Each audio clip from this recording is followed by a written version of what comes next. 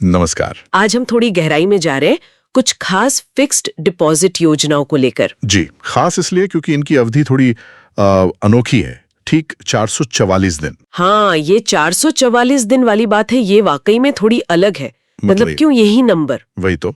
चलिए देखते हैं कि इस 444 दिन की एफडी पर कौन सा बैंक क्या दे रहा है। शुरुआत कहाँ से करें? एसबीआई? हाँ, एसबीआई से करते हैं। उनकी एक स्कीम है, शायद नाम सुना हो, अमृत वृष्टि। अच्छा, अमृत वृष्टि। जी, ये ठीक 444 दिनों के लिए ही है और इसमें वो ब्याज दे रहे हैं 6.85%। 6.85%, ठीक है। और वरिष्ठ नागरिकों के लिए? हाँ, वो तो कुछ ना कुछ होता ही है। बिल्कुल बिल्कुल।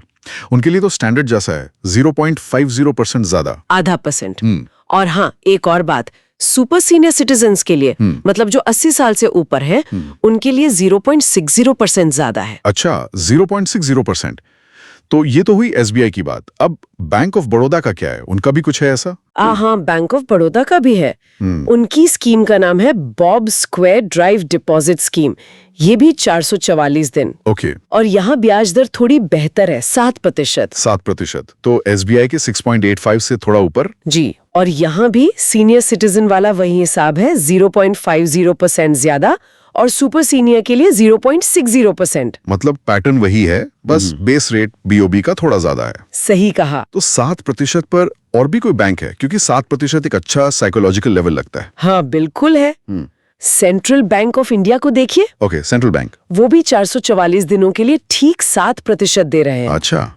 लेकिन यहाँ एक खास बात है, सीनियर सिटीजन्स के लिए उनकी दर काफी अच्छी है, 7.60%। अरे वाह, 7.60%। ये तो काफी ज्यादा है, मतलब बाकियों के मुकाबले। जी हाँ, ये काफी आकर्षक है वरिष्ठ नागरिकों के लिए। और फेडरल बैंक का भी नाम आ रहा था शायद। हाँ, फेडरल बैंक, वो भी इसी लाइन में है, 444 दिन पर 7% सामान्य ब्याज। और सीनियर सिटीजन्स? उनके लिए 7.50%। 7.5%। तो सेंट्रल बैंक से थोड़ा कम, लेकिन फिर भी अच्छा है। बिल्कुल। ये दिलचस्प है कि कई बैंक ठीक 7% या उसके आसपास दे रहे हैं। अच्छा, क्या कोई 7% से ऊपर भी गया है, मतलब सामान्य ग्राहकों के लिए? हाँ, एक है, आईडीबीआई बैंक। आईडीबीआई, उनका क्या रेट है? वो 444 दिनों पर दे रहे हैं, 7.1%। 7.1%। तो मतलब अभी तक जो हमने बात की उसमें सबसे ज्यादा। हाँ, सामान्य ग्राहकों के लिए यही सबसे ज्यादा है, और यहाँ सीनियर सिटीजन्स के लिए 7.50% है। अच्छा, 7.5%। फेडरल बैंक जितना ही? जी, तो आईडीबीआई शायद नए या सामान्य ग्राहकों को ज्यादा टारगेट कर रहा है, कह सकते हैं। ये मुमकिन है। तो हमने देख लिया, 6.85% एसबीआई, फिर 7% वाले कई बैंक जैसे बीओबी, सेंट्रल, फेडरल, और 7.1% आईडीबीआई। कोई इनसे कम भी है क्या? हाँ, एक है, कैनरा बैंक। कैनरा बैंक, उनका क्या है? उनके यहाँ 444 दिनों की एफडी पर ब्याज थोड़ा कम है, 6.60%। ओह, 6.60%। ये तो काफी कम है बाकियों से। 7.10% है। अच्छा, 7.10%। वो ठीक है फिर। हाँ, वो बुरी नहीं है।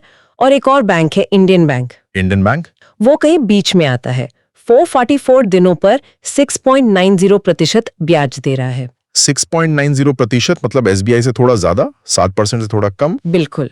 और उन्होंने भी कहा है कि सीनियर सिटीजन्स के लिए अच्छा मुनाफा है, पर एग्जैक्ट नंबर इस लिस्ट में नहीं था, पर मान सकते हैं कि वही आधा % वाला ट्रेंड होगा। सही है। तो कुल मिला के तस्वीर ये बन रही है कि ज्यादातर बड़े बैंक ये 444 डे वाली स्कीम चला रहे हैं। हाँ, ये दिख रहा है। और रेट्स जो हैं वो मोटे तौर पर 6.60% से लेकर 7.1% के दायरे में है। बिल्कुल। और ज्यादातर 7% के आसपास ही मंडरा रहे हैं। हाँ, वो 7% वाला आंकड़ा जरूर महत्वपूर्ण लग रहा है। और एक बात तो बिल्कुल साफ है, वरिष्ठ नागरिकों को लगभग हर जगह फायदा मिल रहा है। कम से कम आधा % तो है ही। जी हाँ, वो आधा % तो लगभग स्टैंडर्ड बन गया है, कहीं कहीं थोड़ा ज्यादा भी, जैसे सेंट्रल बैंक में। तो ये तो हुई दरों की बात। अलग अलग बैंक थोड़ी अलग अलग दरें, लेकिन एक कॉमन पैटर्न है 444 दिन का। हाँ, पैटर्न तो है। तो हमने देखा कि ये योजना कई प्रमुख बैंकों के पास है। ब्याज दरों में थोड़ा फर्क है, लेकिन ज्यादातर 7% के करीब है। और हाँ, सीनियर सिटीजन्स के लिए हमेशा बेहतर डील है। बिल्कुल। पर अब वही सवाल मन में आता है जो शुरू में था, कि आखिर ये 444 दिन ही क्यों? हाँ, मतलब हम आमतौर पर देखते हैं 1 साल, 2 साल, 15 महीने, 5 साल। ये 444 दिन, कुछ खास वजह? देखिए, ये सोचने वाली बात है। हो सकता है बैंकों का अपना कोई एसेट लायबिलिटी मैनेजमेंट का हिसाब हो, या शायद बस मार्केट में कुछ अलग दिखने के लिए एक यूनिक नंबर। ये भी हो सकता है। एक मार्केटिंग टैक्टिक।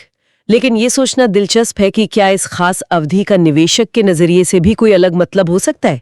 क्या ये अवधि किसी खास तरह के निवेशक के लिए ज्यादा फायदेमंद है? ये सवाल तो है। शायद ये उनके लिए अच्छा हो जो न बहुत कम न बहुत ज्यादा लंबी अवधि के लिए निवेश करना चाहते हो। हाँ, शायद लगभग 1.5 साल से थोड़ा कम। ये सोचने के लिए एक अच्छा पॉइंट है।